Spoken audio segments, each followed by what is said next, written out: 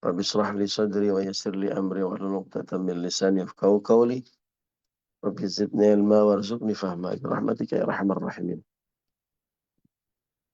Ridailah wa li syafaati Rasulillah wa li kulli niyatin as-salihah al-Fatihah. A'udzu billahi minasyaitonir rajim. Bismillahirrahmanirrahim. Alhamdulillahi rabbil alamin arrahmanir rahim maliki yaumiddin. Iyyaka na'budu wa iyyaka nasta'in ihdinas shiratal mustaqim. Shiratal ladzina an'amta 'alaihim ghairil maghdubi 'alaihim waladdallin.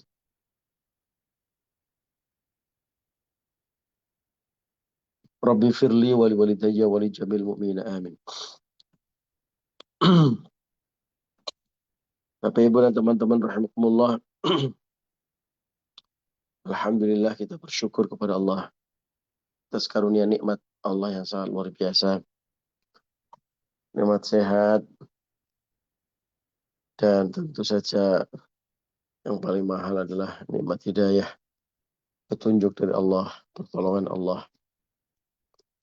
Sehingga kita semuanya ditakdirkan untuk bisa istiqomah dalam iman dan Islam kita. Dan mudah-mudahan kita juga terus istiqomah dalam kebaikan-kebaikan, amalan-amalan soleh. Seperti pagi hari ini kita bisa silaturahmi dan ngaji bersama-sama. Ibu dan teman-teman rahimakumullah. Kita lanjutkan ngaji surat Al-Maidah ayat 104. Minggu lalu kita baca ayat 103. Di mana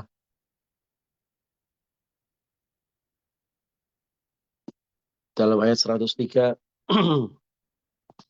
Allah berfirman tentang orang-orang kafir, orang-orang munafik yang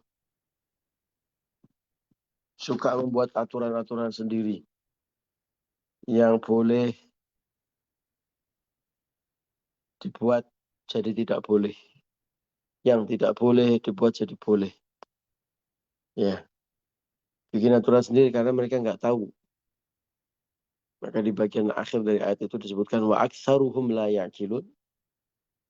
Sebagian besar di antara mereka adalah orang-orang yang tidak mengerti, tidak bisa berpikir.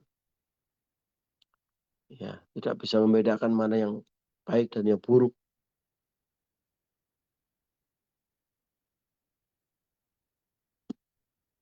Tidak ngerti ilmu agama, tapi dikasih tahu ngeyel. Bikin peraturan sendiri. Yang jelas-jelas diperintahkan tidak dikerjakan. Sholat, ya, berzakat, bahkan yang paling basic beriman kepada Allah dan Rasulnya. Tapi mereka justru malah bikin aturan melarang hal-hal yang dibolehkan oleh Allah. Hal-hal yang tidak diatur dan tidak dilarang oleh Allah. Misalnya dalam ayat 103 kemarin dicontohkan ada yang namanya bahirah, saibah, wasilah, dan juga ham.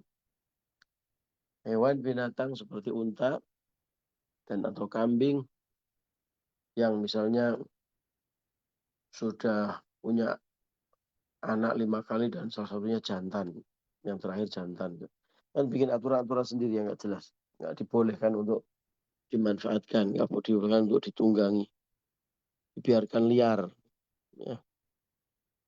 Dianggapnya itu adalah untanya milik Tuhan. Yang nggak boleh dimanfaatkan oleh manusia.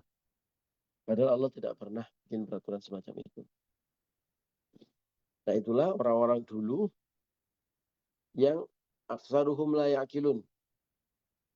Sebagian besar di antara mereka itu nggak berpikir, nggak ngerti. Gitu. Nah kemudian dilanjutkanlah dengan ayat 104 ini. Di mana Allah berfirman, A'udzubillahi minasyaitonirrajim. Bismillahirrahmanirrahim.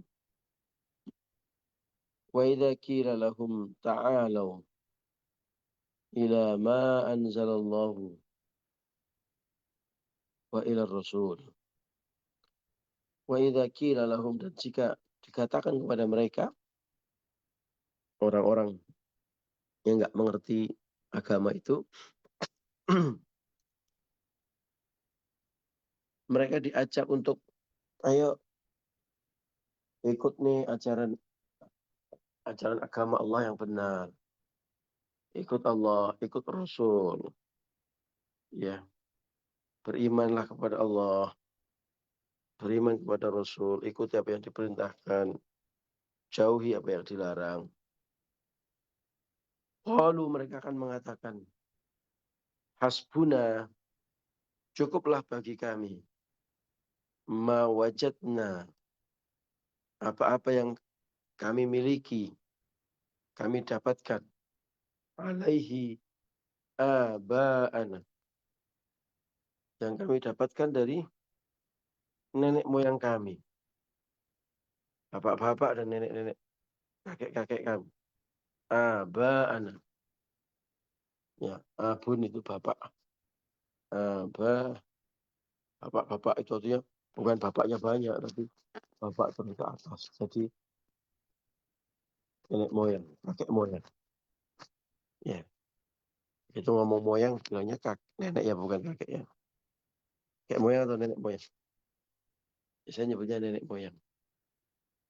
Karena yang melahirkan ibu-ibu. Cukuplah bagi kami hasbuna ma wajadna alaihi aba'ana.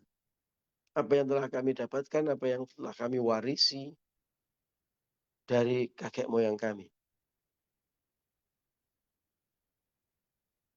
Awalau kana aba'ahum. Ketika mereka mengatakan begitu,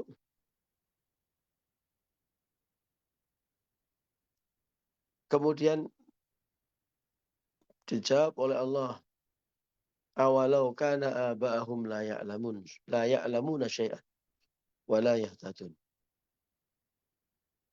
Apa mereka akan mengikuti nenek moyang mereka? Sementara nenek moyang mereka itu la ya'lamun, tidak mengetahui syai'an. La ya'lamun sesuatu.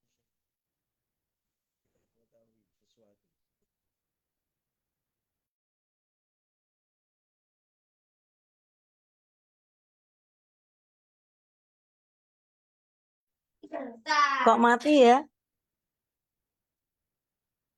Pak Ulunnya nggak? Terputus mungkin. Mohon maaf. Saya break 5 menit karena mobil saya menghalangi mobil orang. Ini lagi parkir di tempat yang sangat sempit. Sementara mobil saya nutupin. Jadi saya keluarkan mobil dulu nih Bapak Ibu. Mohon maaf. Iya, Ustaz. Nggih, monggo Ustaz. Dulu ngopi-ngopi dulu nih, ngopi-ngopi dulu.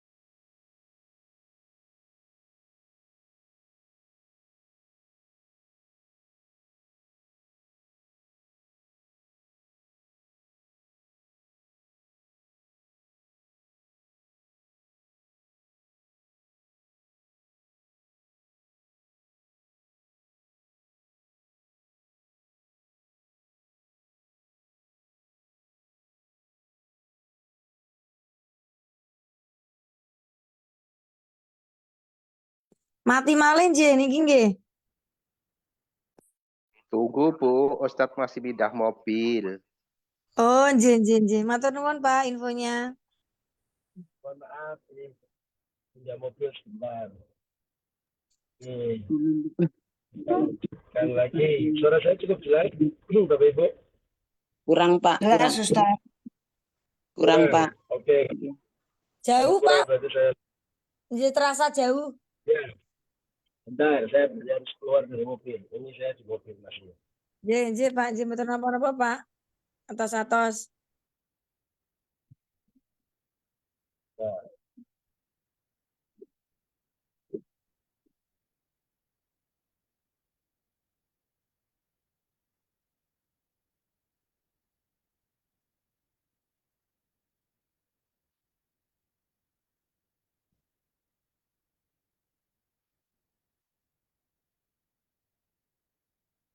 Mana sekarang? Lebih jelas? Sampun, Lebih jelas, Pak. Baik. Kita lanjutkan ngaji kita. Mohon maaf atas gangguan teknis alias teh manis. Monggo, Ustaz. Oke. Jadi ada orang-orang yang kalau diingatkan, diajak untuk beriman kepada Allah, diajak untuk ikut apa yang diperintahkan oleh Allah dan menjauhi larangannya, mereka akan mengatakan, oh, saya itu udah ngikutin ajaran nenek moyang kami. Ya, sudah cukup. Atau mengatakan, enggak kok, kata nenek moyang kami itu boleh. Atau sebaliknya, enggak kok, kata nenek moyang kami itu enggak boleh.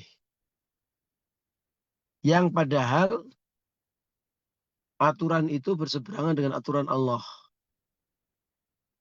Dan dulu nenek moyang mereka itu tidak tahu ilmunya tentang itu, wala yahtadun, dan mereka tidak mendapatkan petunjuk, alias mereka belum beriman kepada Allah. Karena belum beriman kepada Allah, maka aturannya bukan aturan Allah. Ya. Jadi ada orang-orang yang lebih mengagung-agungkan aturan nenek moyangnya dulu, ajaran nenek moyang daripada ajaran Allah Subhanahu wa taala. Padahal nenek moyangnya dulu itu tidak beriman. Ya, lain kalau nenek moyang mereka dulu orang-orang yang beriman, pasti ajarannya ngikutin ajaran Allah.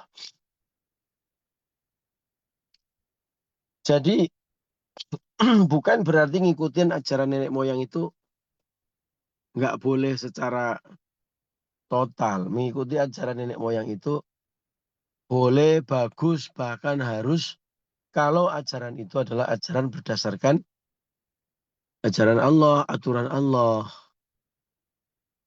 Dipesankan oleh nenek moyang kita dulu. Karena mereka khawatir kita anak cucunya itu kelak sepeninggal mereka tidak beriman kepada Allah. Mereka khawatir ma ta'buduna min ba'di, apa yang kalian sembah kalau aku sudah nggak ada kelak. Maka diajarkanlah ini loh. Ya, kalau bulan Rajab banyak-banyaklah berpuasa. Banyak-banyaklah bersedekah. Ya, itu sesuai dengan aturan Allah dan Rasulnya apa tidak? Sesuai. Wahai anak-anakku, banyak-banyaklah kalian berpuasa dan bersedekah di bulan Rajab misalnya. Oh, itu aturan nenek moyang, nggak boleh. Oh, bukan. Itu aturan agama yang kemudian diajarkan oleh nenek moyang kita kepada kita. Kalau sudah masuk bulan Rajab, bacalah doa, Allahumma barik lana fi Rajaba wa Sya'bana wa ballighna Ramadana. Ya Allah, berkahilah bulan Rajab kami, ya Allah. Ya Allah, berkahilah bulan Sya'ban kami, ya Allah. 1 bulan sebelum Ramadan nanti Sya'ban. Wa ballighna Ramadana, dan sampaikanlah kami kepada bulan Ramadan. Jumpakanlah kami dengan bulan Ramadan. Oh, itu ajaran nenek moyang. Nggak boleh diikuti. Oh tidak, itu ajaran Rasulullah. Diurutkan, iya memang saya dulu diajarin oleh ibu saya. diajar oleh bapak saya. Tapi bapak sama ibu belajar dari para gurunya. Ternyata ada ajarannya. Ajaran Rasulullah Sallallahu Alaihi Wasallam atau ajaran para ulama salafus salih, para sahabat, para tabi'in, para tabi'in, para salafus salih. Dulu mereka mempersiapkan jiwa dan raga mereka untuk menjemput bulan Ramadan minimal sejak 3 bulan. 2 bulan sebelum Ramadan. Sejak bulan Rajab. Lalu Sa'ban. Itu sudah dikondisikan ruhaniah kita untuk bersiap-siap menyambut bulan Ramadan. Sudah berdoa kepada Allah. Sudah menanti-nanti datangnya bulan Ramadan.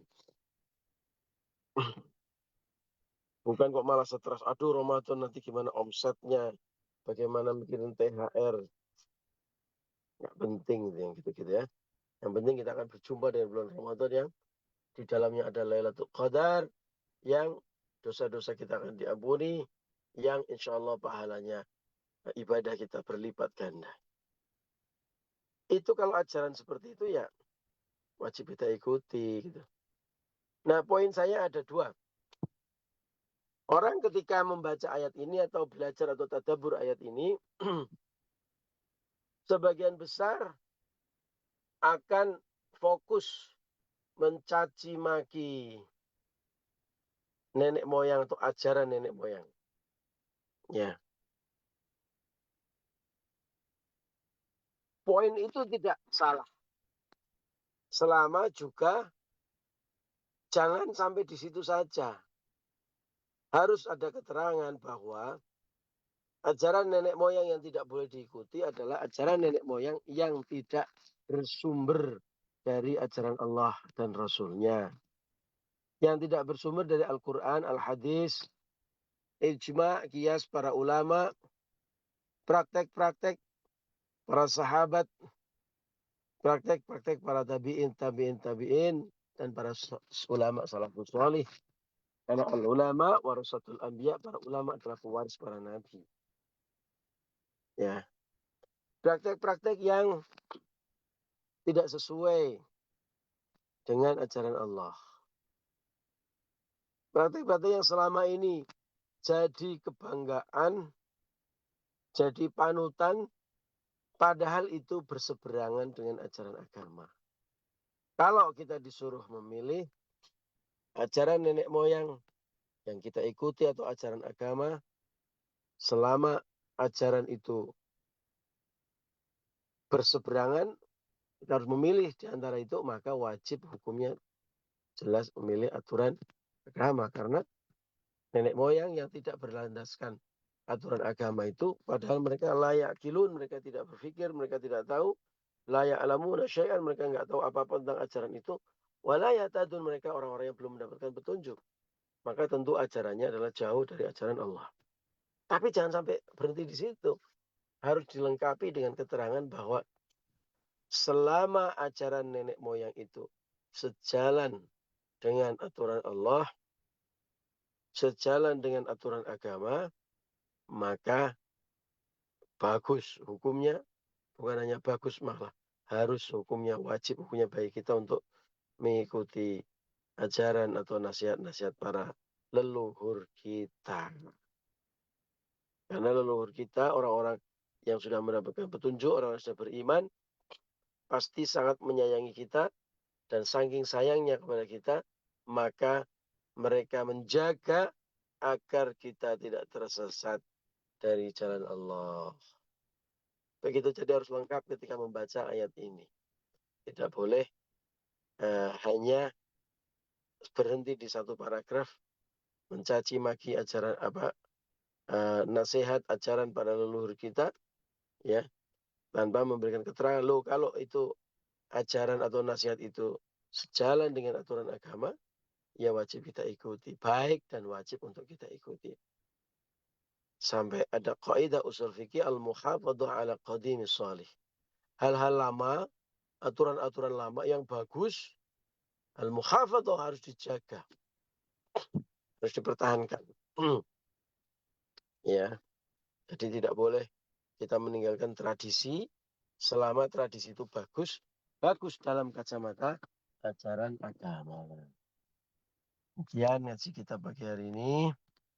Mudah-mudahan kita diberi kekuatan termasuk orang-orang yang mendapatkan hidayah untuk bisa mengikuti ajaran atau aturan Allah Subhanahu wa taala dan Rasul-Nya, dan bisa memilah, bisa memilih mana ajaran nenek moyang yang itu bersumber dari agama, mana yang tidak. Kalau ragu-ragu, pelajari Al-Quran dan Al-Hadis. Kalau ragu-ragu, bertanya kepada para ulama. Ini dulu saya dipesan sama bapak saya, kalau pagi-pagi itu suruh membuka pintu semuanya, lalu menghadap ke timur gitu. Ini ada ayatnya, nggak ada ajarannya, nggak seperti ini. Ada praktek para ulama salafus soleh seperti ini atau tidak, misalnya begitu. Jangan ragu untuk bertanya kepada para alim, para ulama. Mohon maaf atas segala kekurangan dan kekhilafan. Terima kasih untuk kebersamaannya pagi ini. Wallahul muwaffiq ila aqwamit thoriq. Assalamualaikum warahmatullahi wabarakatuh. Waalaikumsalam Waalaikumsalam warahmatullahi warahmatullahi wabarakatuh. wabarakatuh.